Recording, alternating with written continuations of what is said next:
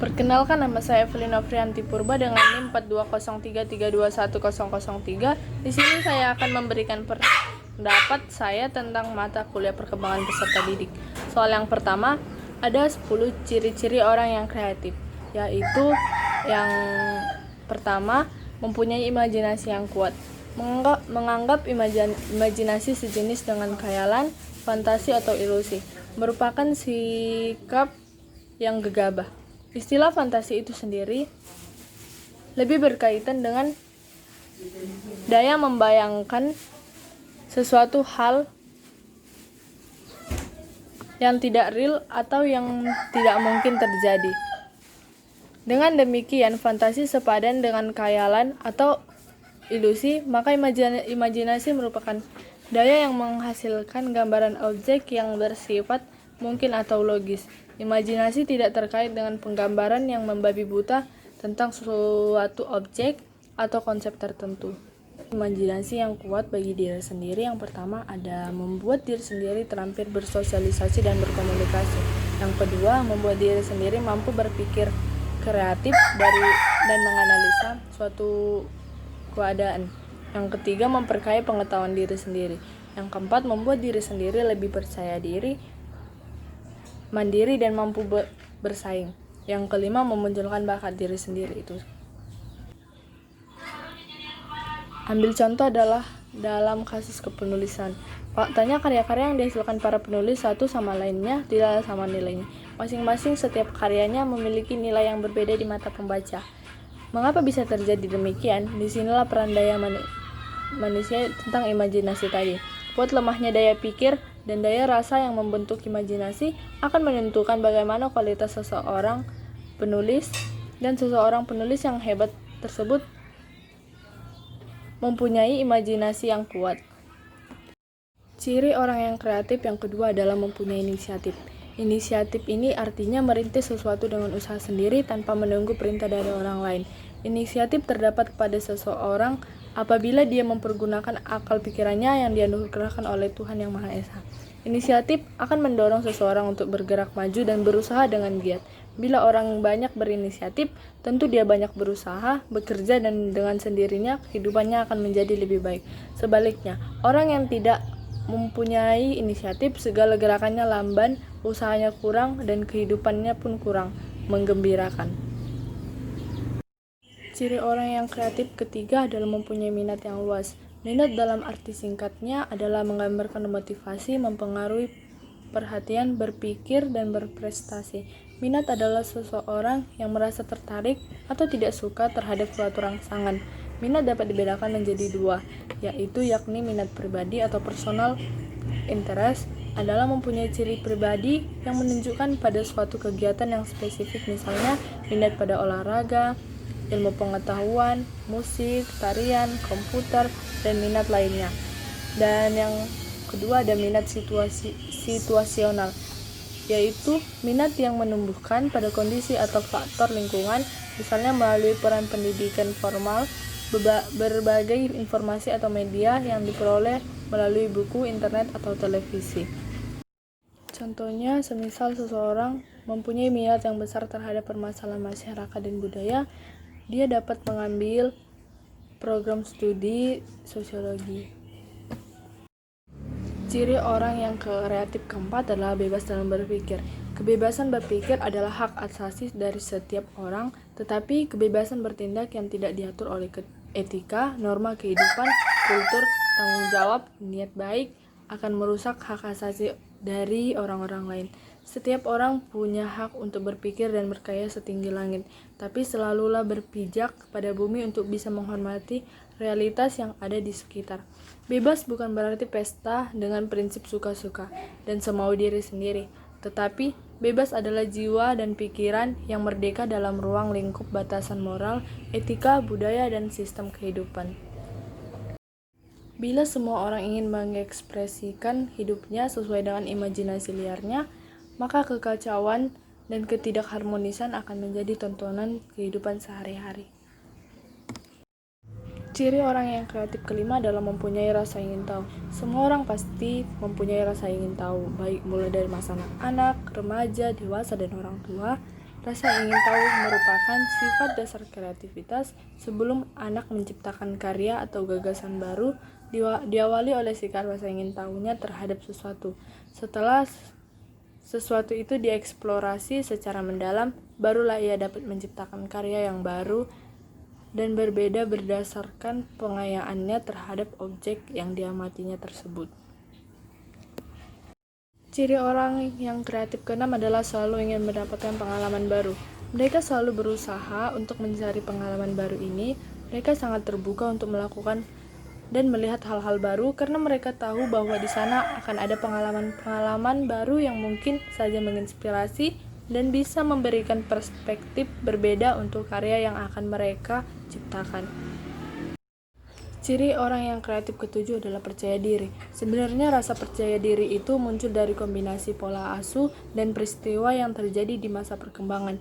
Memang butuh waktu yang lama untuk mengembangkannya, tapi dengan terus berusaha mengembangkan rasa percaya diri ini, kita juga turut berkembang menjadi manusia yang lebih baik.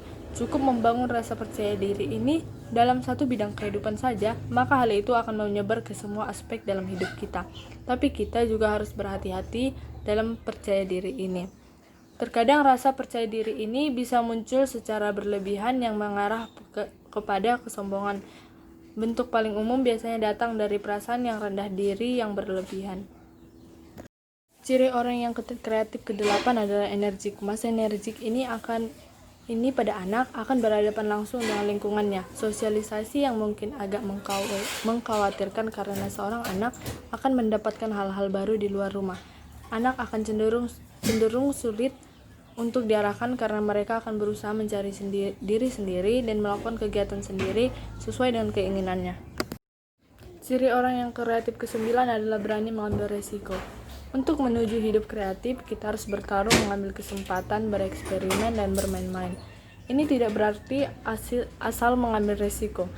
Kita harus membuat pertimbangan. Mungkin pedoman ini berguna dalam hal-hal di mana kita mampu menanggung kerugian. Sebaiknya kita sering mengambil resiko. Dalam hal-hal di mana dapat terjadi malapetaka, sebaiknya kita jarang mengambil resiko. Ciri orang yang kreatif ke-10 adalah berani mengutarakan pendapat. Setiap orang berhak menyampaikan pendapatnya. Tidak ada satupun orang yang tidak memperbolehkan orang lain berbicara. Bertukar pendapat. Dalam berdiskusi, saling bertukar pendapat itu penting. Salah satu manfaatnya adalah terbiasa untuk saling menghargai sesama manusia. Bertukar pendapat juga bisa melatih kemampuan berbicara seseorang. Ciri orang yang kreatif ke-10 adalah berani mengutarakan pendapat. Setiap orang berhak menyampaikan pendapatnya. Tidak ada satupun orang yang tidak memperbolehkan orang lain berbicara. Bertukar pendapat. Dalam berdiskusi, saling bertukar pendapat itu penting. Salah satu manfaatnya adalah terbiasa untuk saling menghargai sesama manusia. Bertukar pendapat juga bisa melatih kemampuan berbicara seseorang. 5 yang sudah menjadi diri saya sendiri dari 10 ciri kreatif yang sudah saya jelaskan, yaitu yang pertama mempunyai imajinasi yang kuat, yang kedua mempunyai inisiatif, yang ketiga mempunyai minat yang luas, yang keempat bebas dalam berpikir, dan yang kelima mempunyai rasa ingin tahu. Pertanyaan kedua dalam kaitannya dalam masa depan jika menjadi guru. Menurut Good and Brody pada tahun 1886 menyebutkan 8 profil guru yang diharapkan siswa, yaitu menurut saya sendiri, yang pertama itu periang. Ciri pertama guru ini bisa langsung menjadi idola kita adalah orang periang dan ramah. Guru yang suka menyapa, suka memulai pembicaraan dan menceritakan guyonan, dan selain itu tidak mudah marah juga menjadi salah satu guru yang bisa menjadi idola siswanya. Yang kedua, suka berteman, bisa melakukan hal-hal yang baik dengan bersama-sama, bisa kita tukar pendapat atau pikiran. Yang ketiga, dapat dipercaya, adalah modal utama bagi siapa saja yang ingin berkepribadian unggul. Orang yang mempunyai kepribadian ini demikian akan mempunyai tempat yang istimewa di hati para murid-muridnya. Lebih-lebih bagi seorang guru yang memang pekerjaannya adalah mendidik para siswa agar pandai di bidang ilmu pengetahuan dan mempunyai kepribadian yang luhur. Sudah tentu tidak bisa ia harus bisa dipercaya dan bisa ditiru oleh anak didiknya. Bila tidak, maka alamat tujuan pendidikan dan pengajaran yang diampu oleh sang guru tersebut akan mengalami kegagalan. Yang keempat, dapat menyesuaikan diri. Seseorang yang bisa menyesuaikan diri dengan keadaan sekitar akan tahu bagaimana harus mengarahkan dirinya. Dampak positifnya, hal ini dapat menjauhkan dari hal-hal yang mungkin dapat ia sesali kemudian. Pertanyaan ketiga, cari 2 teori mengenai konsep diri individu dan jelaskan. Konsep diri sebagai kesan terhadap diri sendiri secara keseluruhan yang mencakup pendapatnya terhadap diri sendiri, terhadap gambaran diri di mata orang lain, dan pendapatnya tentang hal-hal yang dicapai. Mereka menjelaskan bahwa konsep diri adalah gambaran mental diri sendiri yang terdiri dari pengetahuan diri sendiri, pengharapan bagi diri sendiri, dan penilaian terhadap diri sendiri. Dan pembentukan konsep diri dipengaruhi oleh beberapa faktor. Adapun faktor yang mempengaruhi konsep diri ini adalah yang pertama, reaksi dari orang lain, yang kedua, perbandingan dengan orang lain, yang ketiga, peranan seseorang, yang keempat, identifikasi terhadap orang lain. Menurut Harlock mengungkapkan bahwa konsep diri merupakan gambaran seseorang mengenai dirinya sendiri yang merupakan gabungan dari keyakinan fisik, psikologis, sosial, emosional, aspirasi, dan prestasi yang mereka capai. Konsep diri adalah pandangan individu mengenai siapa diri individu, dan itu bisa diperoleh lewat informasi yang diberikan orang lain kepada individu. Harlock menyebutkan tentang faktor-faktor yang mempengaruhi konsep diri, yaitu yang pertama, usia kematangan, kedua, penampilan diri, ketiga, kepatutan seks, yang keempat, nama dan julukan, yang kelima, hubungan keluarga, yang keenam, teman-teman sebaya, yang ketujuh, kreativitas, dan yang ke-8, cita-cita. Pertanyaan keempat, jelaskan aspek-aspek konsep diri. Menurut Jalaluddin Rahmat, aspek konsep diri ini terbagi menjadi 3, yaitu aspek fisik, merupakan aspek yang meliputi penilaian diri seseorang terhadap segala sesuatu yang dimiliki dirinya seperti tubuh, pakaian, benda yang dimilikinya. Yang kedua, aspek psikologis. Aspek psikologis ini mencakup pikiran, perasaan, dan sikap yang dimiliki seseorang terhadap dirinya sendiri.